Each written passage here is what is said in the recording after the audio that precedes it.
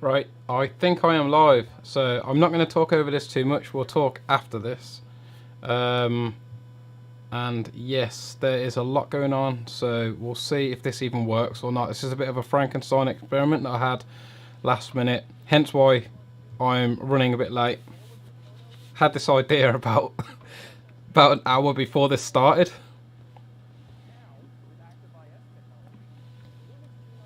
So far sounds really good.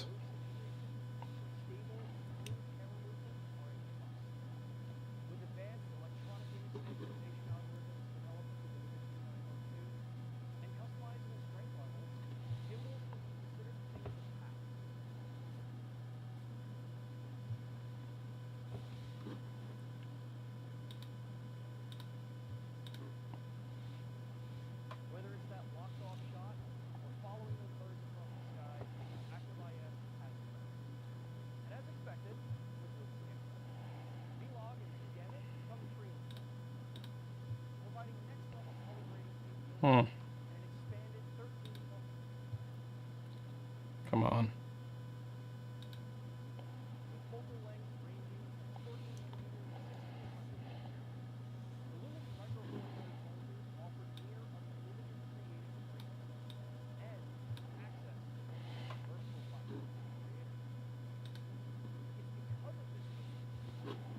Sorry guys.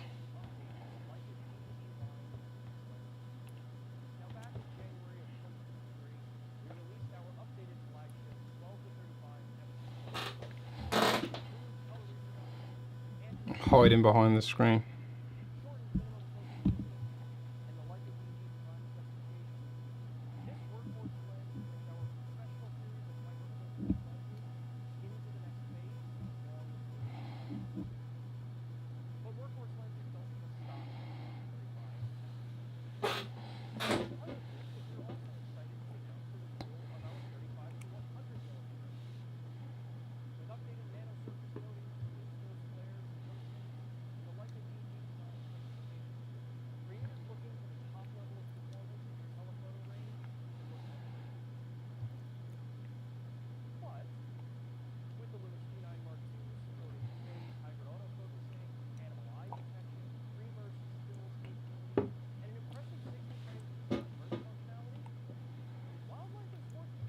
"60 frames a second is insane."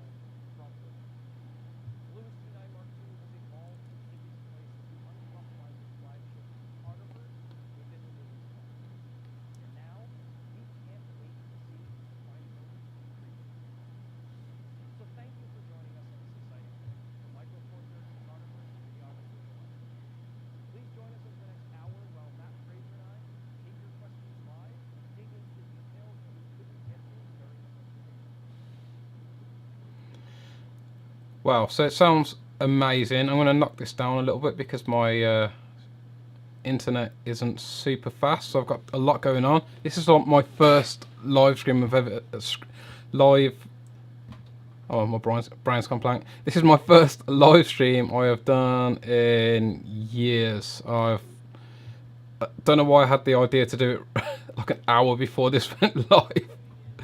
Trying to make graphics and thumbnails.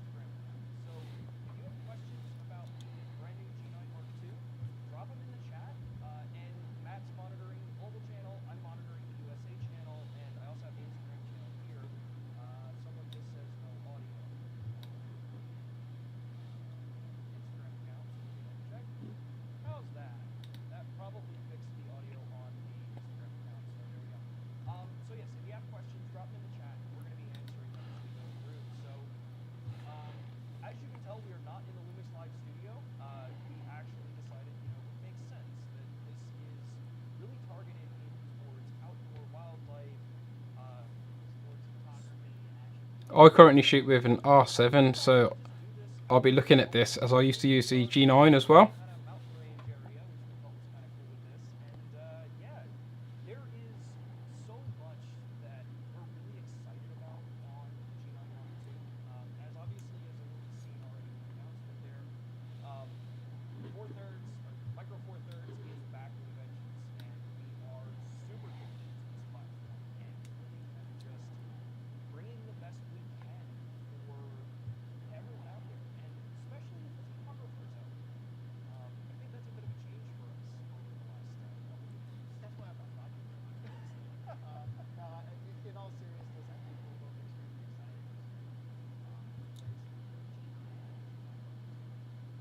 I love the G9, such an amazing camera. It was just let down by that autofocus.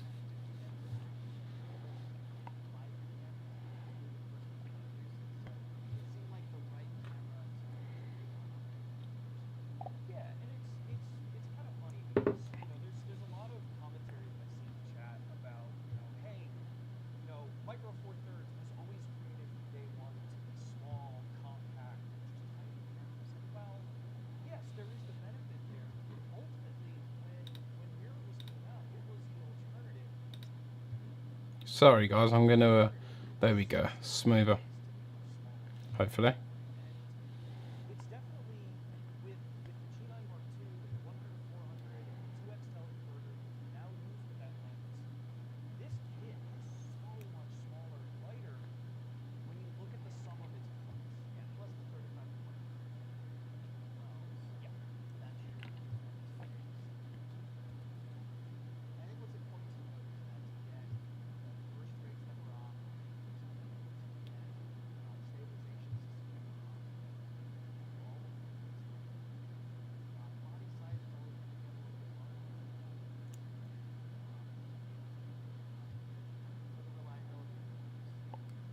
I never had a problem with having a larger body. I don't know why people complain about it. Ergonomics over size.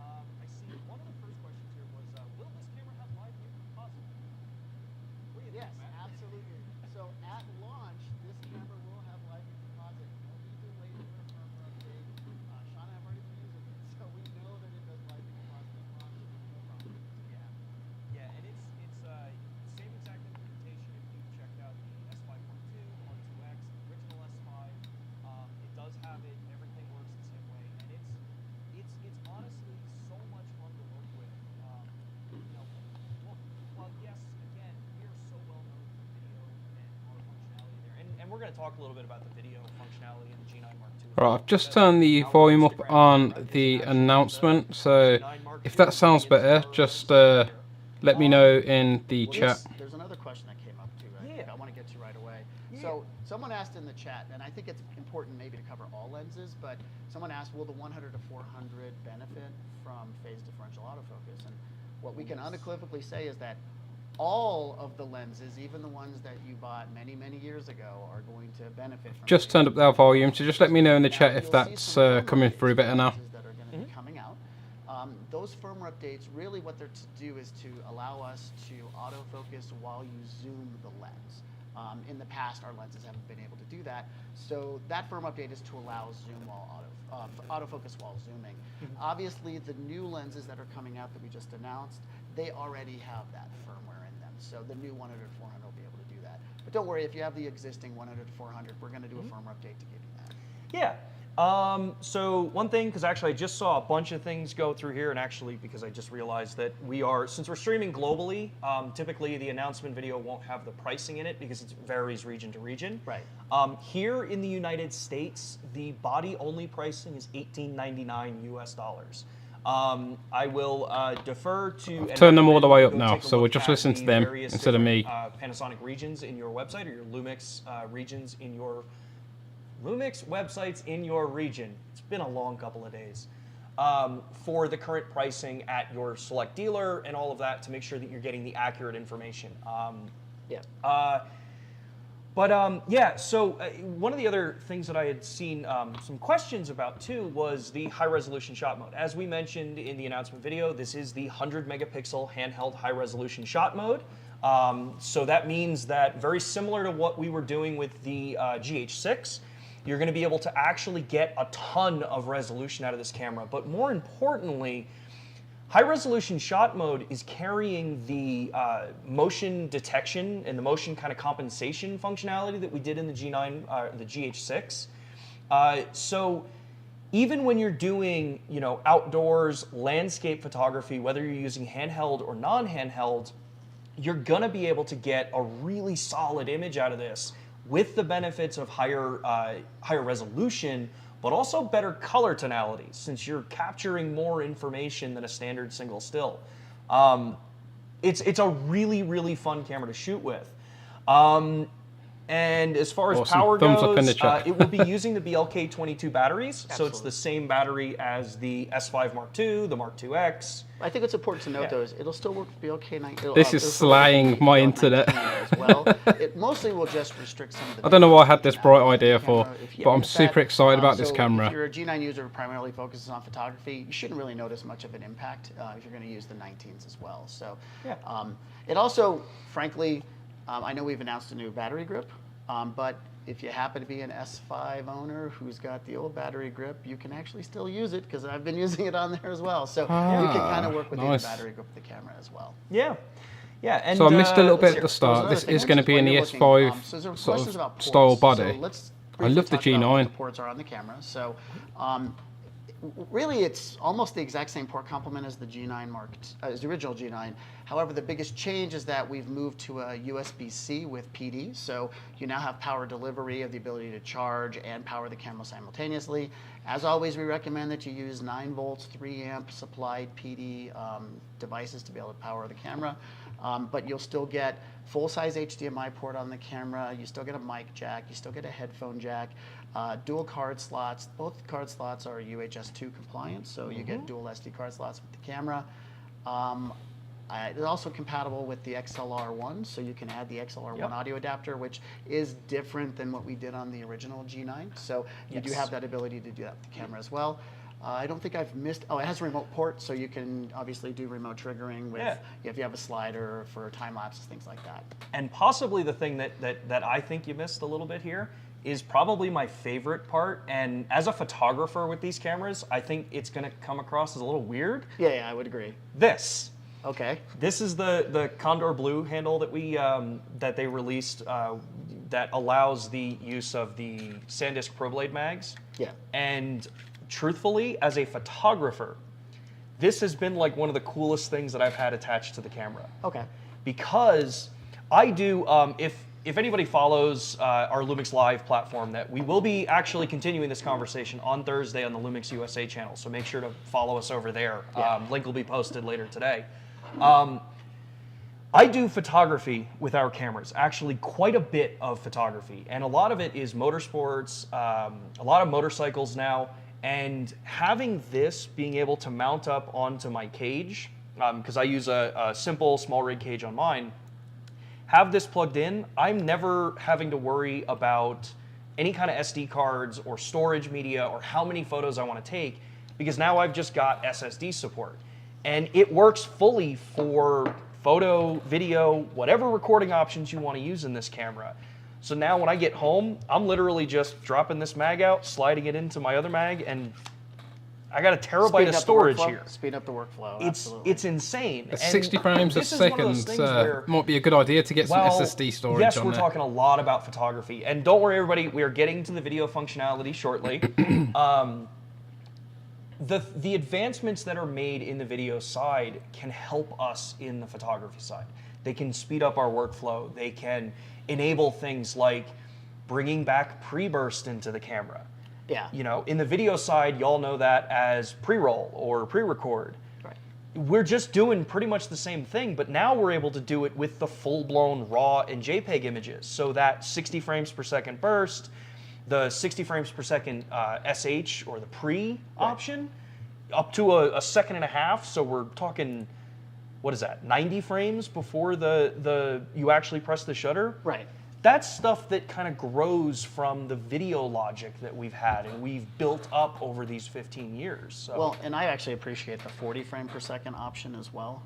Yes. Just because 60, like, yeah, I 60 love having is 60 for certain insane. things. Other My times it's a lot of R7 is fun. mad. I So shoot 15 all it's nice the to time. have that sort of flexibility. And then touching back on the USB handle for photography, as you mentioned, with time-lapse functionality, you know, it's certainly helpful. But I want to point out that the G9 Mark II's time-lapse function has had a pretty significant update over the original G9 as well. Oh, yes. So I still believe that Panasonic has the best time-lapse function of any camera that's on the market. So you're now getting the new calculator that we've incorporated. So you have the ability to have the camera do the math for you as to how many frames you're going to need for the time-lapse video that you want to deliver. It has the exposure leveling built into it as well. So it's a pretty significant update to the time-lapse function as well. Yeah.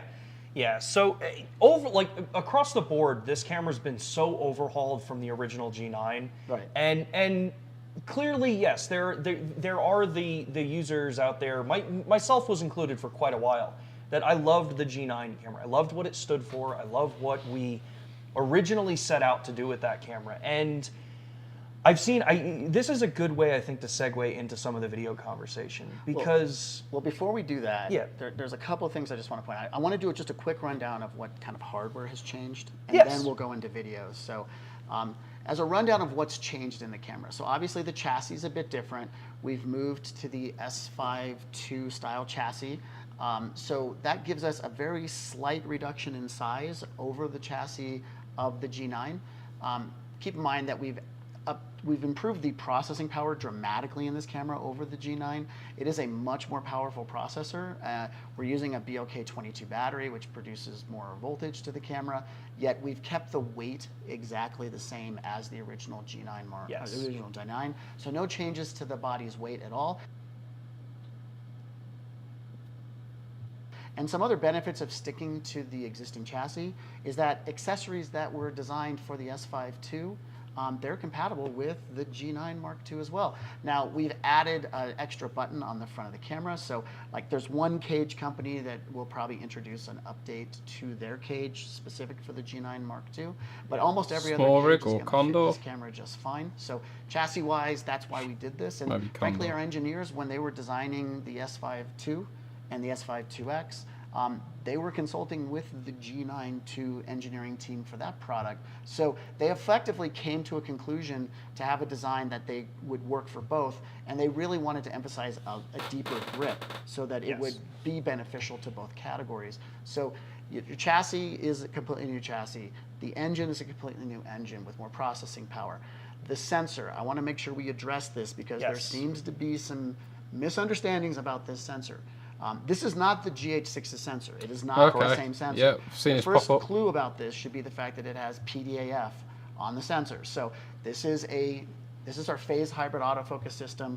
It's going to have the exact same number of autofocus points as the S-Series cameras have. So that should be your first clue. But the second clue that you should have is that it's a very different architecture, is that we've now been able to bring dynamic range boost all the way down to ISO 100. Nice. And so this camera, unlike the GH6 where there's an on-off toggle for dynamic range boost, frankly, there is no need for it anymore. You're running all the way down to ISO 100. Yeah. There is no need to turn DR boost on or off. So the only time you won't be using DR boost is going to be if you're shooting at frame rates that are 61 frames or higher. So that we have a 75 frame per second burst mode for autofocus single. You know, honestly, I don't know how many people will really use that. They're probably going to use autofocus continuous. So an autofocus continuous, you're going to have DR boost. When you're shooting at 4K 60 or 5.7K 60, you're getting your DR boost functionality. So this is a very different sensor and produces just stunning imagery. And you know, I was so confident with this camera that, you know, truth be told, sorry Pomona High School, I literally used this prototype camera to shoot my daughter's volleyball team for all their volleyball photos. I was that excited for this camera and its photo quality. So I need to see this in action. Some of the distinctions and the differences here. I think now let's go ahead and move into some of the video specs. Yeah, so as we said, video is still a very important piece of modern cameras these days. And video being something that we have, you know, a fairly strong aptitude for, you can understand that we are not going to let this camera fall short. And if you're coming from the original G9, it is aces all across the board. Awesome camera. 5.8K open gate using the full sensor area, so the full 4:3 aspect ratio up to 30 frames per second. Right. You have 4K up to 4K and C4K up to 120 frames per second using full sensor width. You've got subsampled from the full 5.7K video image. So you're literally subsampling down from 5.7K to get that 120 frame per second. Look how excited Sean is. In my opinion, the best looking 120 frame on the market. Oh yeah, easily. And then when you go into the full HD options, we do up to 240 frames per second as a native codec for this. So that's audio focusing and audio and focusing. Exactly. The camera will also still have, as many have seen on the top plate of the camera, we have the slow and quick function, which will also be supporting up to 300 frames per second in the slow and quick or the VFR style function. Yeah, in full high definition. Yeah, so you're getting, as far as frame rates go, you're getting like the full-blown plethora of frame rates that we've offered. Even to the point that this camera's got basically all of the same relative video functions that you see in something like the GH6. But here is where it's different. Obviously, the GH6 is an actively cooled camera. That has our heat dissipation system with an active fan on the back of the camera to keep that system cool in the thermal environments that we rate up to 100. I was wondering, does this not have active cooling in it? 40 degrees Celsius. 40C. In the G9 Mark II, there are no hard limitations on video.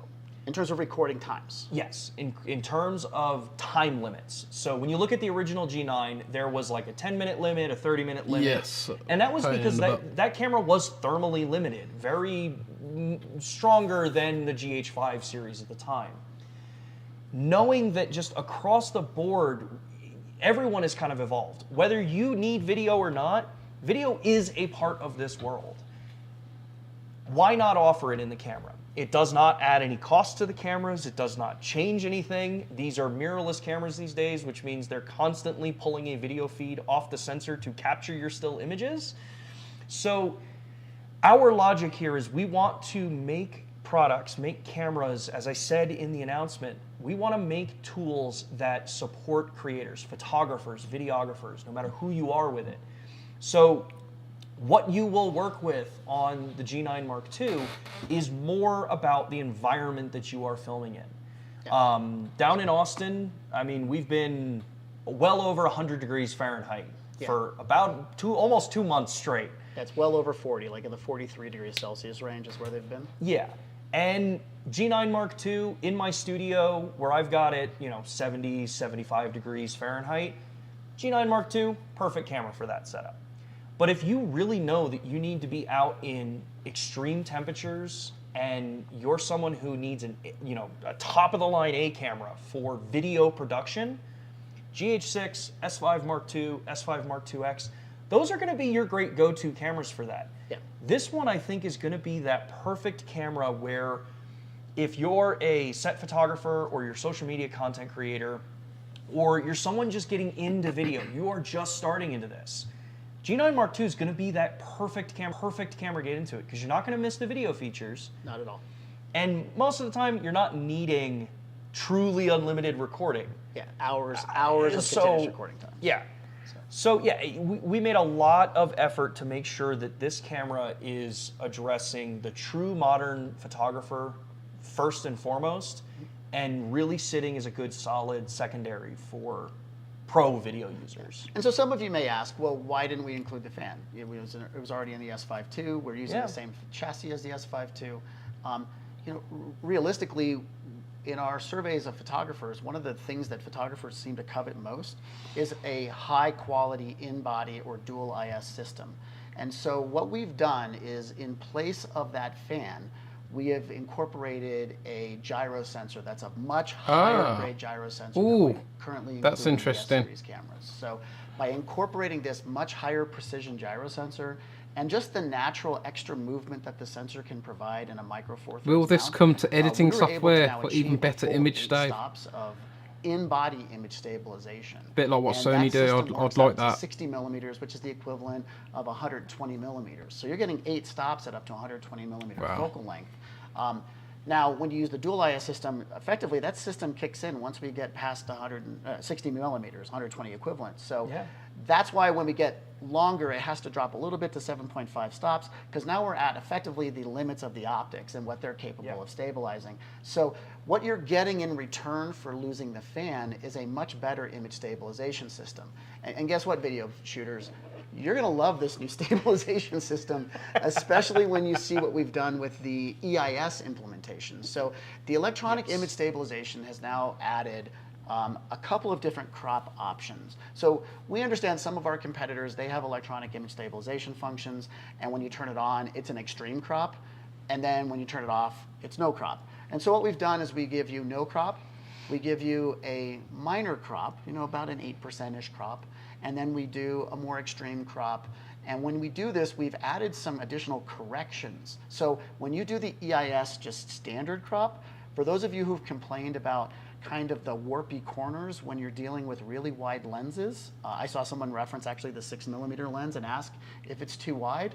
Well, you're gonna have to try it with this new camera, because when you do that very slight crop, we're actually doing a geometric correction to correct out the kind of interesting things that wide-angle lenses do. In particular, they tend to keystone things where it looks like if you're shooting a building, it looks like narrower at the top. Wait for a at the S1 bottom. So we're or get correcting this that G9II, out to get because rid this sounds of a lot of awesome. that warping that happens on the sides. And then for people who want to not ever have to use a gimbal again, if you do that more extreme crop, you're going to be shocked at the stabilization is and how fast you can run with it. So we've given video shooters a more sustainable stabilization system, while also giving photographers what we consider to be the best stabilizer in the business for photography.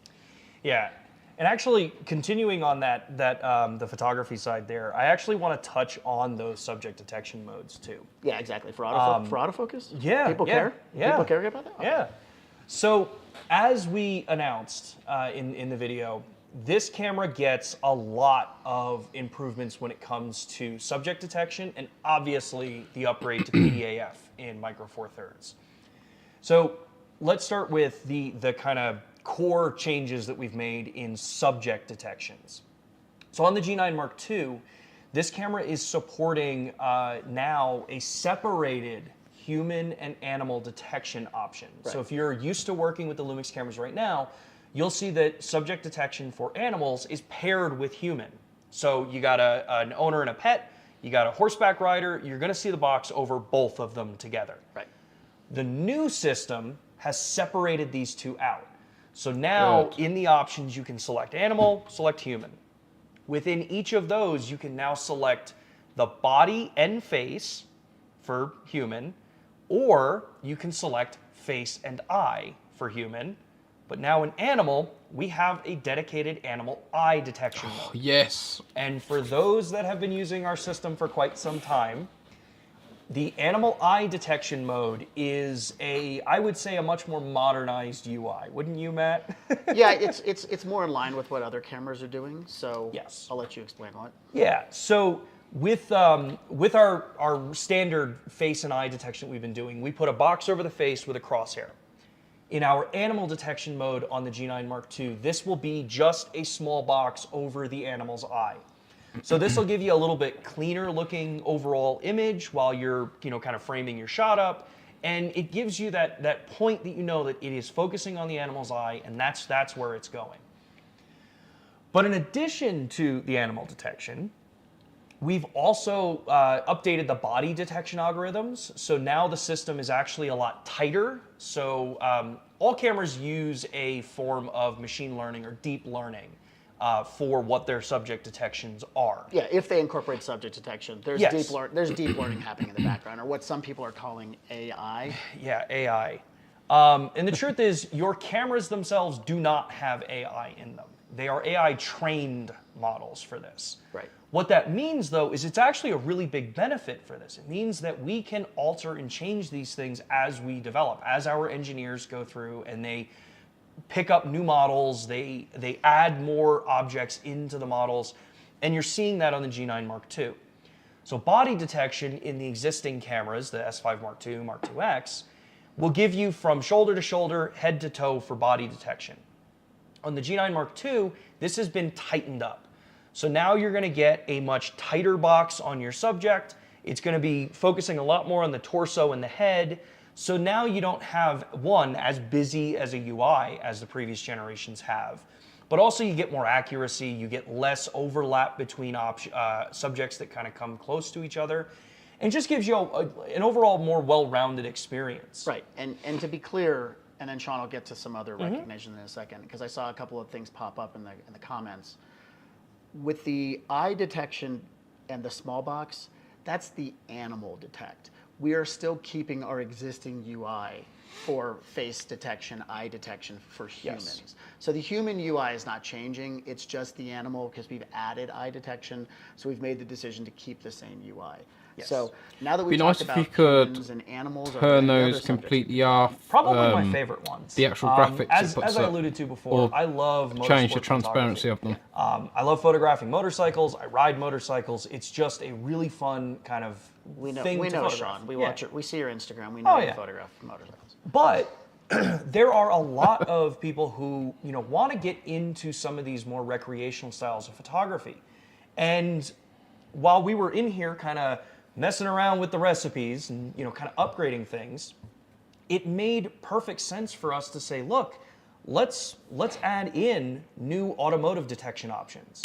So we've now added a car dedicated detection mode. Fair play. So this becomes perfect for anyone that's kind of just getting into this, so that you don't have to necessarily really fiddle around too much with where does my focus point go?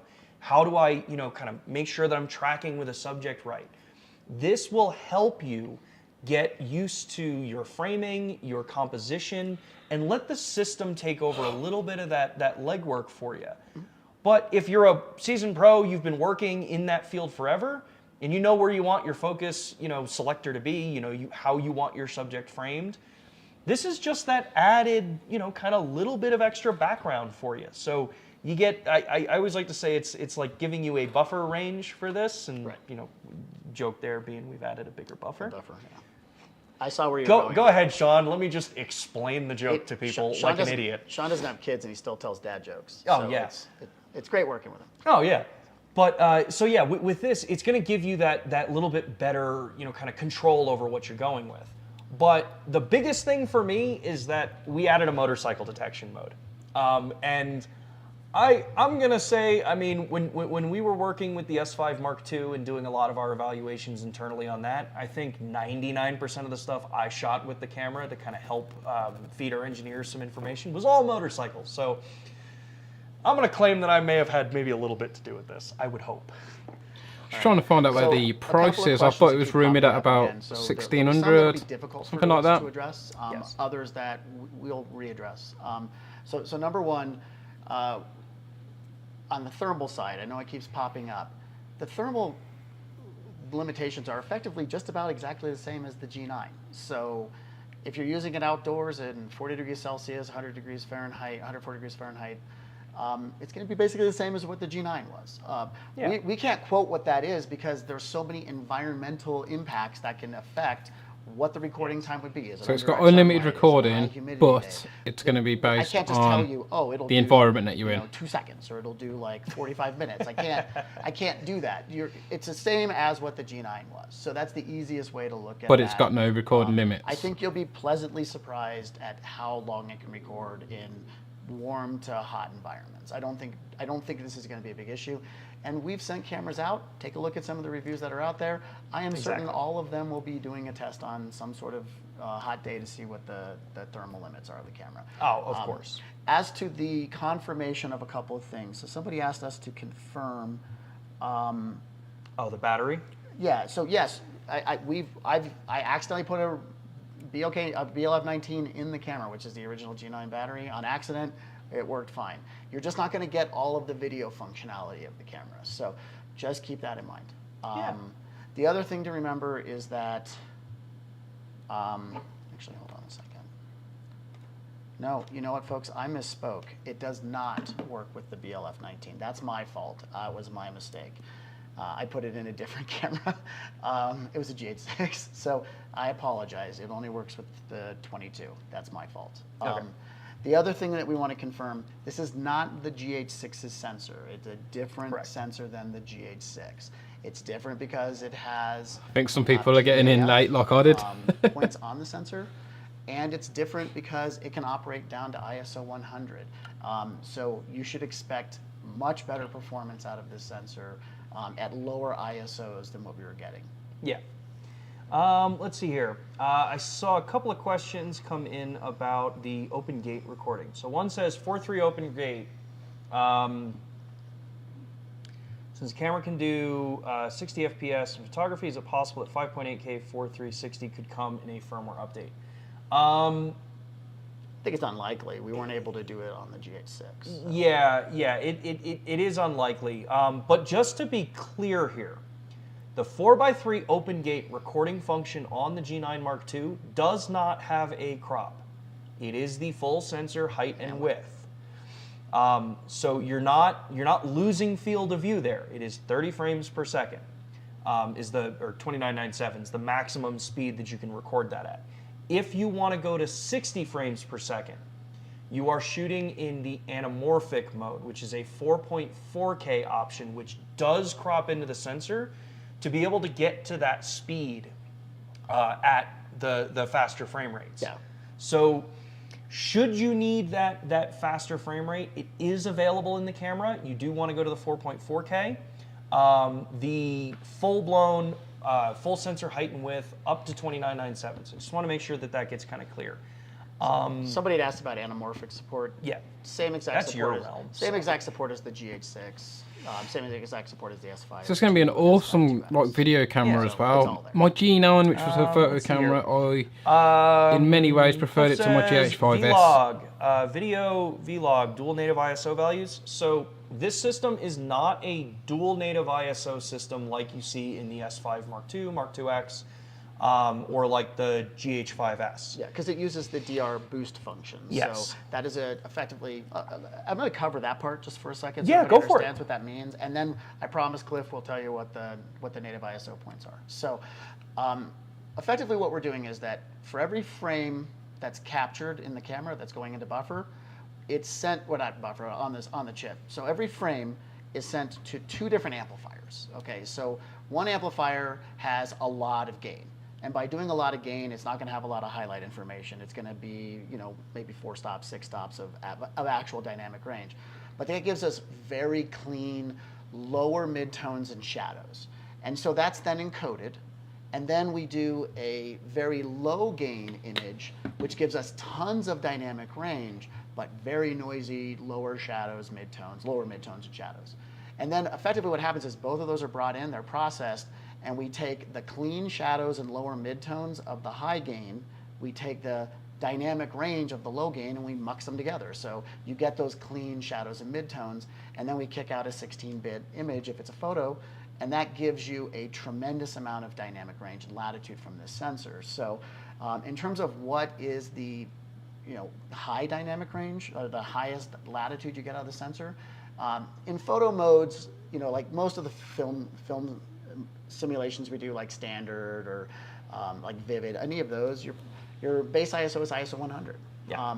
But keep in mind that this sensor is much cleaner even at ISO 800 than what we were doing, or even frankly at ISO 3200 than we're That was my only problem with the G9 using an MFT sensor. Now, for Vlog, which is what I think and the Cliff cares autofocus. about, so Vlog we're at ISO 500, and so the GH6 was at ISO 2000. So you're effectively coming down 2000, 1500. So that's 2 stops lower, and it's 2 stops lower than where the base ISO of the GH6 was as well when you use DR Boost. Yeah. So lots of improvements overall image quality, and that's why again I don't think we can kind of press on this enough. This is a totally different sensor than what we used prior, and across the board, whether you're picking this up as a photography tool or you are someone that's leaning in more with the video, it's gonna give you solid results whatever the area you want to go to.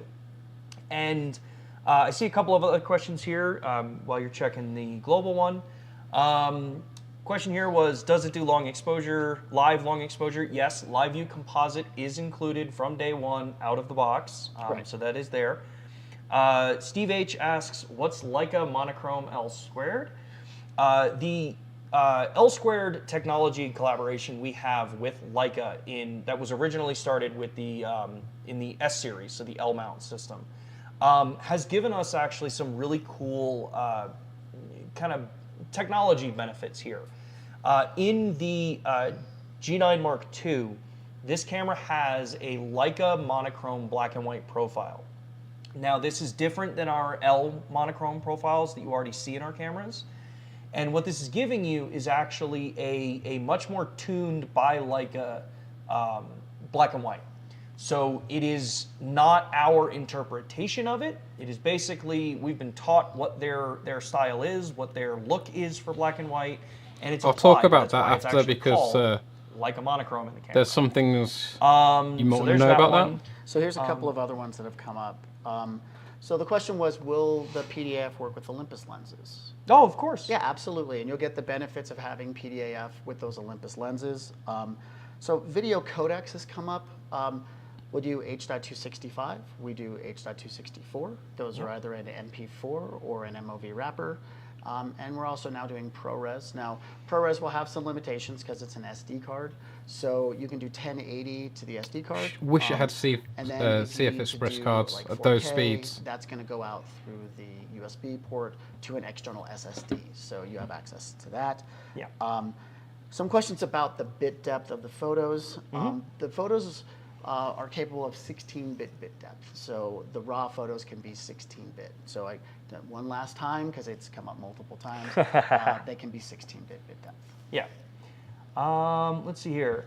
Will the new AF in the G9 Mark II also come to the S5 Mark II and the Mark II X in future firmware? If you followed us long enough, you know that we typically cannot comment on any future developments for anything unless it's a formally announced kind of setup here. So at this point, I cannot confirm or deny that there may be anything coming to the S5 Mark II or 2X from this camera. What I can encourage you to do is get subscribed, follow all of our channels, because obviously you know that you're going to hear that kind of stuff first on any of our platforms that we do live streaming. Yeah, so just kind of keep yourself updated. So a couple of other things that have come up here. So somebody had mentioned a question about like comparisons of the S5 2X. Obviously keep some things in mind with S5 II, S5 2X. Sensor's physically larger, so when we go to a physically larger sensor, there are some benefits in terms of low light sensitivity, creating shallower depths of field with smaller apertures. So clearly benefits. I'm texting me mates, we all shoot Lumix as well. When we go to those larger sensors, they tend to be slower readouts. So that's really what this comes down to, is that for somebody who wants a faster, higher data rate, higher frame per second camera, that's where the G9 Mark II is really going to excel. So I just want to make sure we addressed that for everybody in the comment, because I saw it pop a few times. Just double checking, I think we may have lost our Instagram live feed. Oh, and then the other question was the Leica monochrome mode. And is that a photography only color profile, or can it be used to shoot video as well? I have not tried it yet, Sean, so I'm assuming, have you tried it for video yet? I'm assuming it would work. Yeah, yeah. That's one of the beauties with, I think, the system in general, is that you can do. Yeah. I'll check while Sean talks. I'll triple check. Color profiles, you can record in whatever profiles you want, and it's actually kind of, I think, actually kind of like a really good point is shifting into some of the color profile conversation. Yeah, Leica monochrome's right there. I'm in video mode now. Leica monochrome is popping just fine, so we can absolutely use Leica monochrome. And then it's probably a good time to talk about real-time LUT. Exactly. Yes. So this is awesome. The G9 Mark II is also going to be the first of the Micro Four Thirds cameras that supports real-time LUT. I hope that goes to the GH6 as well, because they give deserve some clarity that. on real-time LUT here. Because there are two ways to utilize it in the camera. Well, before we do that, we have a lot of photographers on this this live stream. So, hey, 1992, we're doing a call now.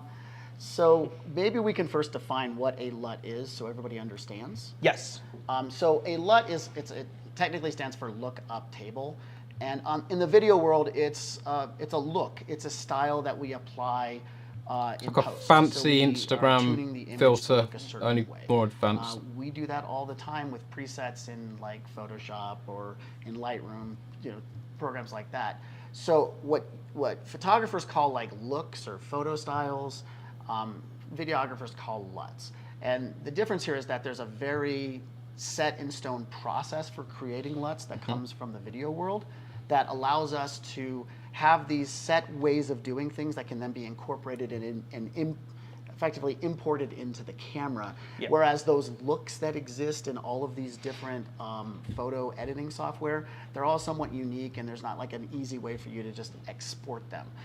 Fortunately, programs like Photoshop have the ability to take the looks that you can generate within Photoshop, and you can export what's called a LUT within Photoshop, which then Photoshop, which then allows you to take that LUT and bring it into the camera, and you can create your own looks. So for some people who buy a specific camera brand because they like a specific look that it can produce or a specific film stock that they love, great. Find that LUT, bring it into the camera, and you can now create those looks in the camera. Panasonics are the best ones I've used. LUMIX Look Pro, pretty good as well. Device here, is the fact that we have two different ways to handle these real-time LUTs. And there's a dedicated mode of the camera called real-time LUT that's intended to use the V-Log profile and then add your LUT and bake that in and create a finished look in the camera for video use. Yes. But for photographers, we also have our My Film Styles or My Photo Styles function.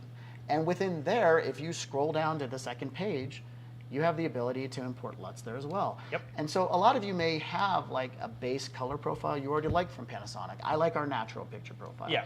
And so you may start with a natural picture profile, and then when you bring them into Photoshop, you may have like a preset you've already designed that gives you your unique secret sauce to what your photos look like. Well, now I can just go in, and I'll let you walk through the Photoshop export process, so quickly explain how they'll export it. Yeah, so a lot of people these days, obviously we've moved to programs like Capture One, Lightroom, things like that for general editing. But if you have a very specific look that you like to create, you would actually go into Photoshop, open the raw file, select the color profile that you want to use as the base. So in this case, like say you want to use standard. Instead of letting Adobe choose the color for the profile, make sure you go in there and select camera standard. Right. And then take that file, open it up, and then apply your edits as layers in Photoshop.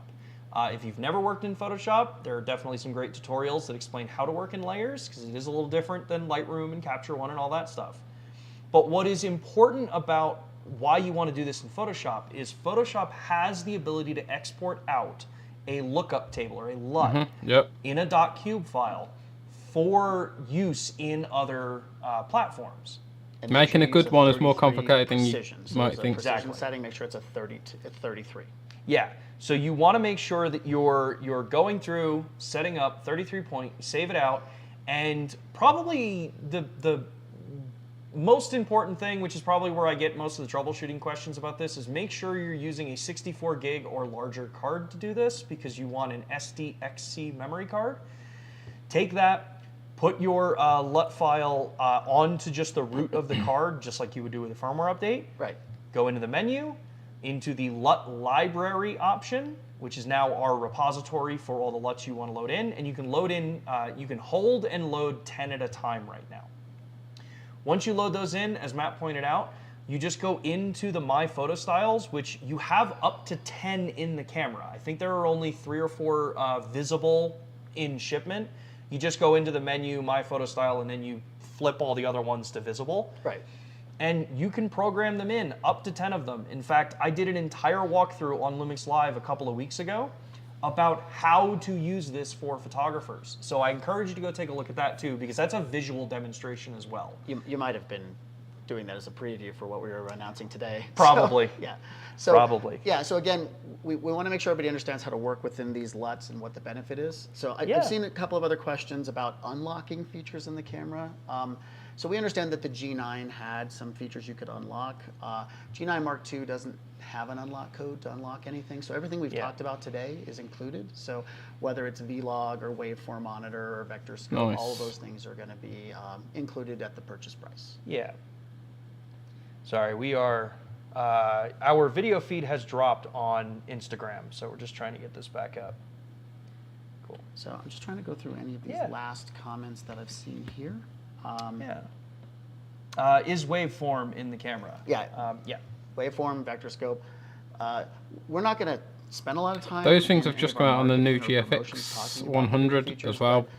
Think of it this way. Medium most of the things format that we've camera by already developed, Fuji. It's technically harder for us to pull them out, and it's more costly for us to pull them out than to keep them in. So that's effectively what's going on here. Let's see, what else did we get here? So we covered that. Yeah, we've effectively covered practically everything to talk about with the camera. So let's just touch base a little bit on the 100. I'm just trying to find some sample photos on my phone to see what the image quality is like. I'd like to remind everybody that, several months ago we refreshed the 12 to 35, and that became a Leica certified lens. So it's a 12 to 35 f2.8 constant aperture. Changes to lens coating, changes to the matting inside the lens to cut down on reflections and flare and overall, Ghosting and things like that. So all of that was corrected on that lens. I believe a side benefit is it may already be ready for the autofocus system. Yep. So you did So pretty sure if you have the 14 new one, frames you're per probably not gonna have second to do a full mechanical, update on it. 75 the 35 to frames 100 electronic. has the same updates and improvements as well. So it's Leica certified improvements to cut down on flare, lens ghosting, things like that. And again, it will ship ready to go for PDAF. And again, the only difference here is that when you zoom, it can focus while zooming. That will be the firmware change that will be coming to our other lenses. These lenses already have it incorporated. Yeah. Now, the 100 to 400 has gone through some pretty significant changes to its design. Somebody asked online, is there a difference in weight? Nope. It's the same basic weight as the original 100 to 400. It's just as compact, which makes it a super attractive like walk-around lens, especially for wildlife and birding. It's great. But where we've made some changes is that we've now allowed you to be able to add teleconverter to it. So the previous one, there was a piece of glass back there. Was no way for you to add a teleconverter to it. Now you can go ahead and use the 2x teleconverter or 1.4 teleconverter with the camera. When you use that 2x teleconverter, this is a very interesting additional feature of the camera. So at the full telephoto end, you're now going to get 1-to-1 macro with that lens. Oh, wow. So you effectively have a 1600 millimeter 1-to-1 macro lens with that product. So you can focus on things that are extremely close to you at 1600 millimeters, which is really cool. Now there is one byproduct to making this system work with a teleconverter. So you're going to find that there's a new switch on the side of the lens. Yes. That switch limits the zoom for how wide the lens can go. The assumption here is that if you're adding a teleconverter, you're really wanting to get closer to things. So We don't want that lens, smashing into Bit like the Canon teleconverter. 100, 500. To lock it, so it locks it at 210 millimeters Yep. out. Now, for those of you who are absent-minded like me, I'm the first to admit it, I may have bounced the lens off a teleconverter already.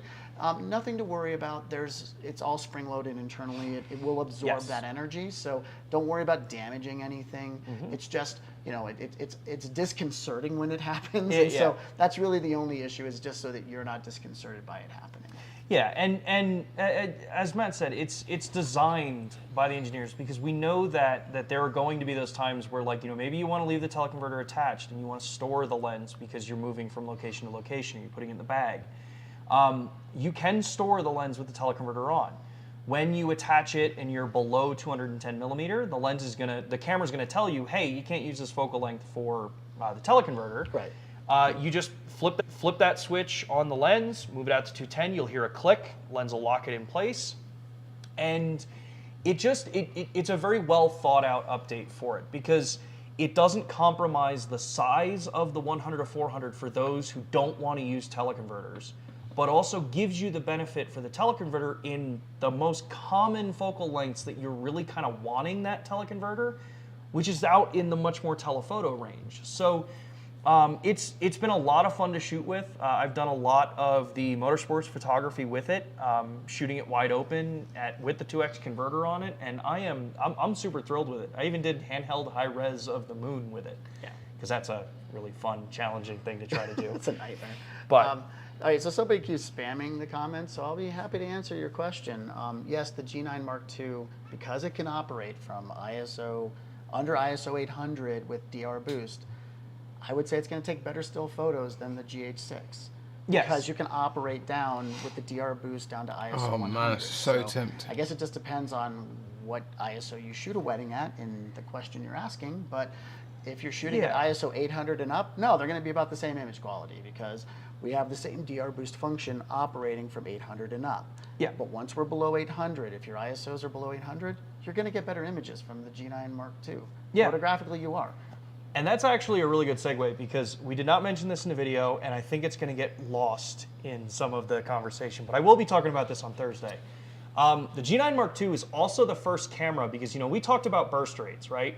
60 frames per second in electronic shutter. There's also a 20 frames per second burst mode option in electronic shutter with continuous focus.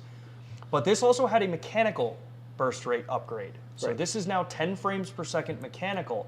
But probably the coolest part that I am super excited about, and the wedding photographers are the ones that actually kind of sparked my mind for this, is that you can do continuous flash firing with our burst mode on the G9 Mark II. That's awesome. This is a first for us in Micro Four Thirds. Yeah, and it doesn't have to be our flashes. You can use third-party flashes with this. And we've already tested it, and the company that begins with the G, we tested theirs. Yeah, so if you are a flash photographer and you wanted the ability to do burst fire with flashing, or with flash, you've got the 10 frames per second, you've got flash firing, and it's one of those subtle little changes that, because we've been so focused on video over the years, now that we're really kind of, narrowing in on what we can do and what we want to do in the photography side, there's a lot of just really cool stuff that's been added to it. So at this point, I think we've covered practically everything that we've had questions about.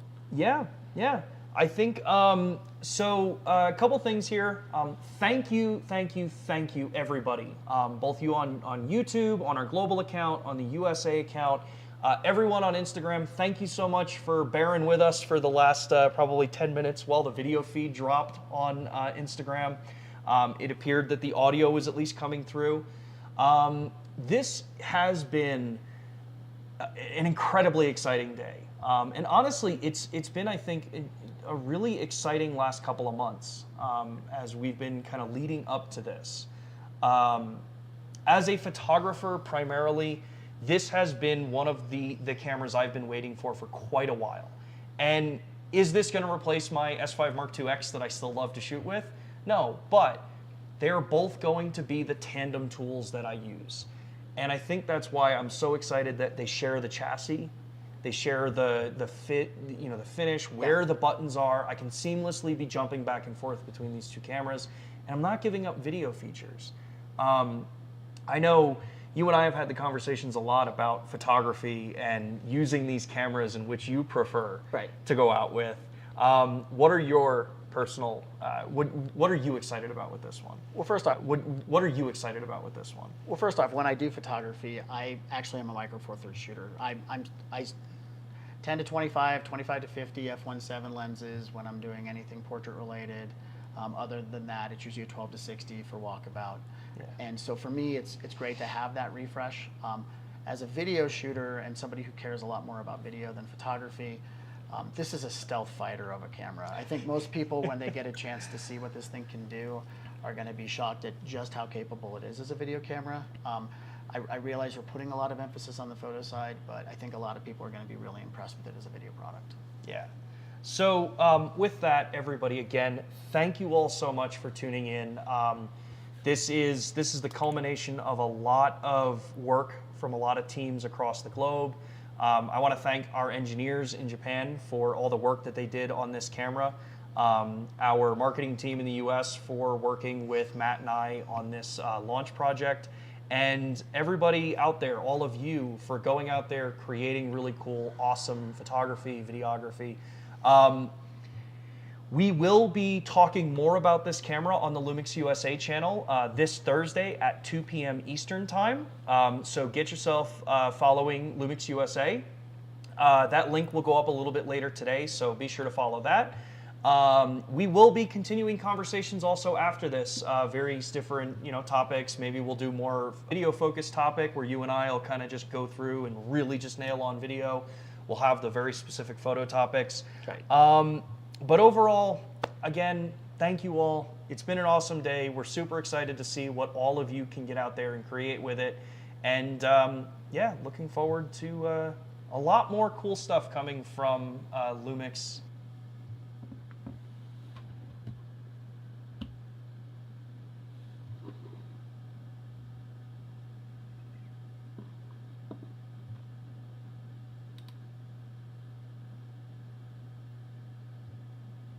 Looking forward to a lot more cool stuff coming from Lumix.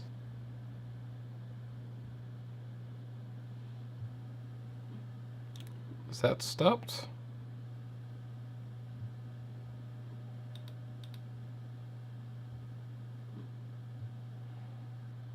I think the live stream has stopped.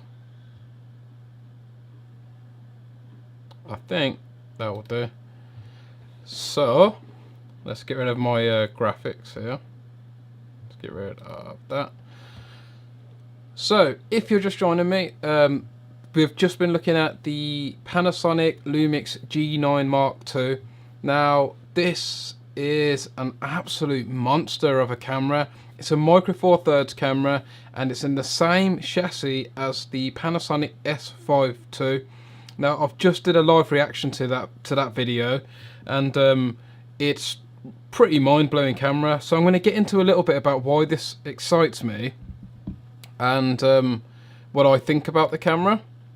So let me just move some of my things around a little bit.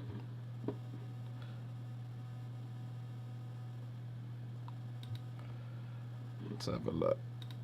Just trying to make sure if my live stream's still working, because my internet's been down a little bit today.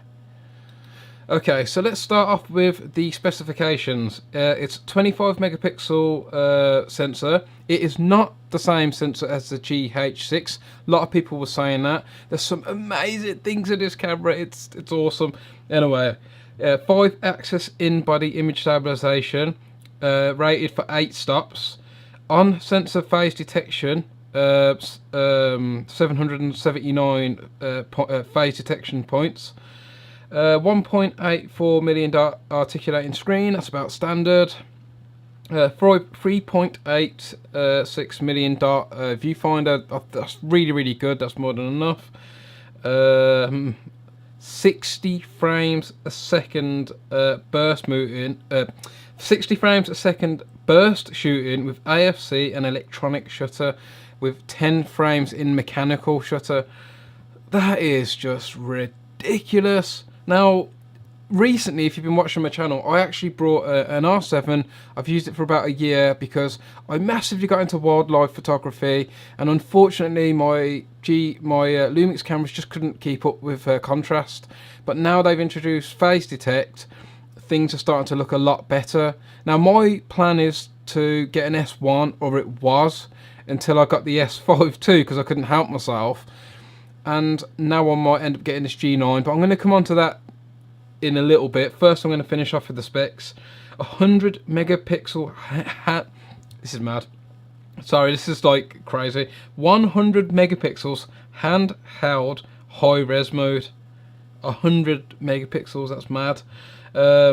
Up to 5.8K open gate. Thank you very much. All cameras need open gate now. This is amazing to see in there. We've also got that's going to be in 420, and it's also going to be we're also going to have cinema 4K 422 10-bit with vlog, full vlog. No purchase of any other codes or anything necessary. You have a full-size HDMI. Thank you, Canon. Take note. 390 shots of battery life. Oh, this is more exciting. SSD recording. So I've got the S5 II, so I can't do that. I'd need the X, but it's nice to see it on the G9. Dual UHS 2 card slot, Wi-Fi and Bluetooth. Okay, so let's get into a few things. Number one, it's the same body as the S5 II. However, it doesn't include the active cooling, but that is an exchange for what they have called a gyroscopic sensor.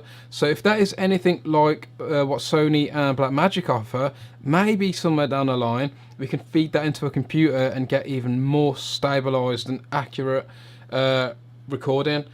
This also feeds into the ability when your stabilization, when your image stabilization in camera itself.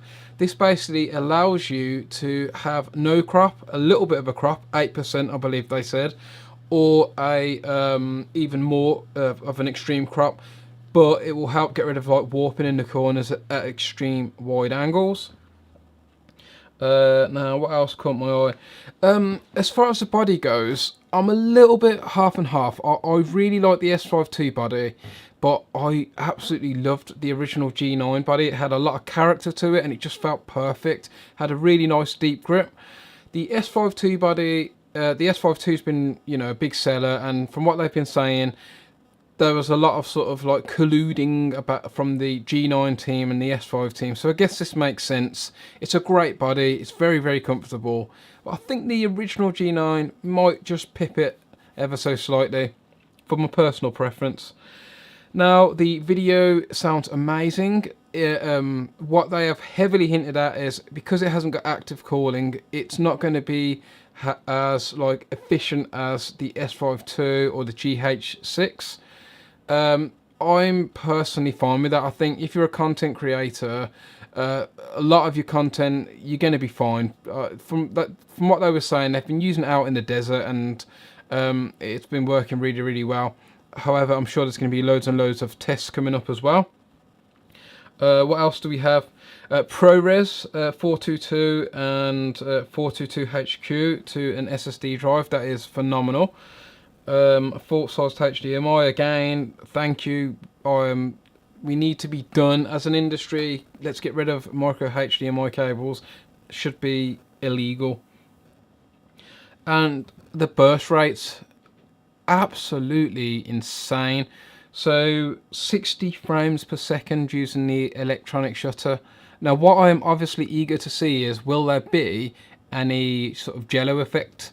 What is the refresh rate of that sensor going to be? Because if it's not fast enough, we will get some warping. That's an incredibly high number. On my R7, I only shoot at 15. I can shoot 30, but it's got very, very bad rolling shutter. And also it becomes a lot to deal with. However, if you've posted up for like hours trying to get this shot of, I don't know, some rare bird, you're probably going to want to use it there.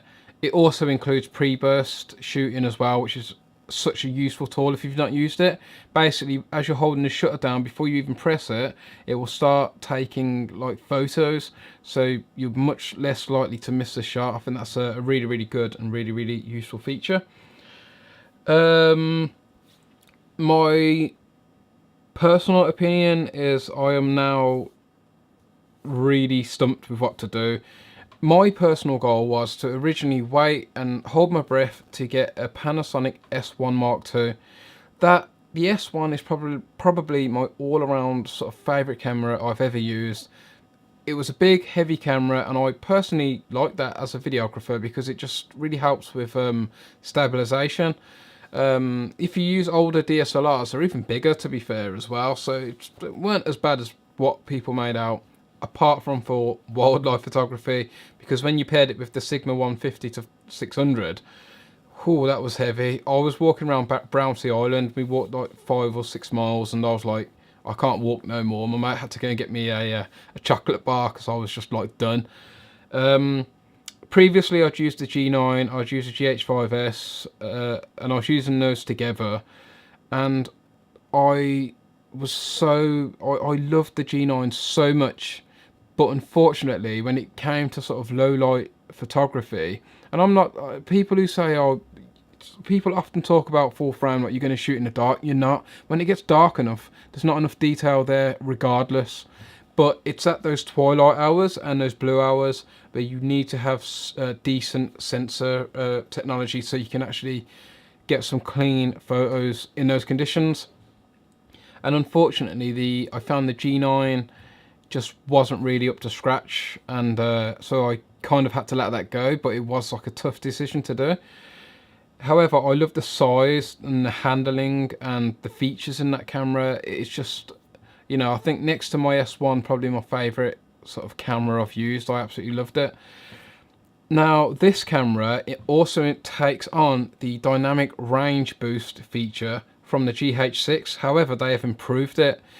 So that means you can now use it from ISO 100 and up. Now, going back to what I was just saying about shooting low light, one of my big concerns was how is this going to perform in low light, and I'm still eager to find out. But knowing that they have improved the dynamic range boost feature even more at lower ISO speeds is a bit of a relief. My biggest concern with this camera is the burst rates are so high. It's why have they gone with SD cards? I know they're expensive, but they have come down in price considerably, and they are so much better for photographing. But sorry, they're so much better for photography, especially for wildlife. I think CFX type B cards would have been a much better choice. It's a shame they couldn't do like a Sony and have like both options in there. But you know, a couple of V90 cards and hopefully we'll be okay, but that is a lot of data to write to a card in a very, very short amount of time. Outside of that, my initial reactions are it is awesome, and I'm not sure if I'm going to wait for an S1 Mark II, because honestly, I originally even said I was going to get an S5 IIX, but the deals on the S5 II were so good. I've got the S5 II. And occasionally I do get, I don't know if it's buyer's remorse or something, where I think, well, I want the S5 IIX actually because of all the extra features. And maybe I'll end up with that one day, I'm not sure. I just know at the time I was saving like 700 and something pounds on this camera, which is a considerable difference.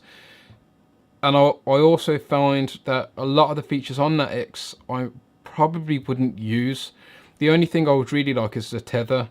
Anyway, without going off on too much of a tangent, that means I'm very, very happy with the S5 II, which could become my A camera. Typically, if I'm going to have two cameras, I make sure they're very, very closely matched, so two full frame cameras. But I've had a change of heart this year because of my love for wildlife photography. I don't put clients' needs 100% ahead of mine, and because technology's got better and it's easier to match cameras, and because I've got better, I don't really mind having two different size sensors. So I've got this R7, which I which is a fantastic camera, and I've got some great lenses for, and realistically is more than enough. But I can't forget my amazing experiences from having a G9 camera. It was just great. It was just lacking autofocus and low light performance, but having those that reach in such a small sort of setup was amazing. A lot of people will talk about the benefits of full frame, and yes, you have to times whatever lens you stick on by 2, and your and technically you also do that to your exposure too. So for example, if it was an f2, then it's technically like an f4.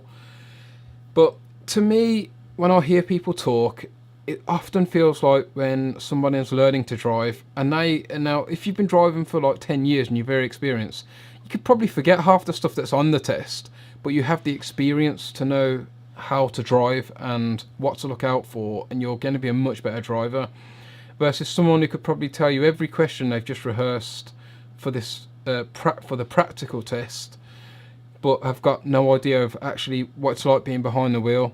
And what I mean by that is, what should drive your decision to buy a camera should be what is bringing you joy and inspiring you to go out and shoot, because I promise you will work around whatever flaws are with that camera to make it work.